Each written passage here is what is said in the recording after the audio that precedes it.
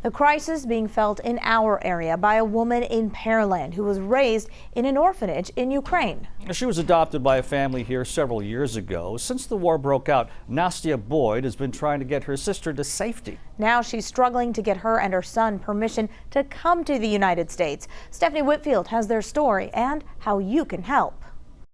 When we first introduced Nastya Boyd, the 21-year-old was about to board a plane to Poland. She and her siblings were raised in an orphanage in Ukraine. Nastya and her brother were adopted by a family in Pearland, but her sister was too old and stayed behind. And I know the feeling, and it's the worst feeling you can ever feel, that you have no home. Nastya made it to Poland hours after this interview and reunited with Katerina at the border. And you just hug her as tight as you can and saying, I'm here, we are okay. She's relieved knowing her sister and 2-year-old nephew are safe. But now they're in Europe, struggling to figure out next steps. Every mother has to find on her own the job, the place to stay, and how she will be provided for her child.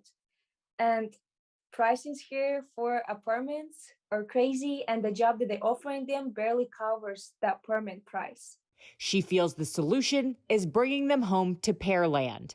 Her adoptive family welcomes them with open arms. I mean, if we're able to bring them here is what we want to do and care for her, because she doesn't have anyone else. She doesn't have anyone outside of Ukraine that she can go to, and it's already terrifying enough as it is. They've been told Nastya's sister isn't considered immediate family for immigration purposes. Just open our door just a crack. So they're asking for an exception to be made. Anyone that has a heart and feels called to help this cause, make a phone call to Randy Weber, Troy Nehls, our congressman. These are the people that can petition for us in Washington. They say a young mom and her toddler depend on it. We're her only hope, so we're going to fight really, really hard for her. Stephanie Whitfield, KHOU 11 News.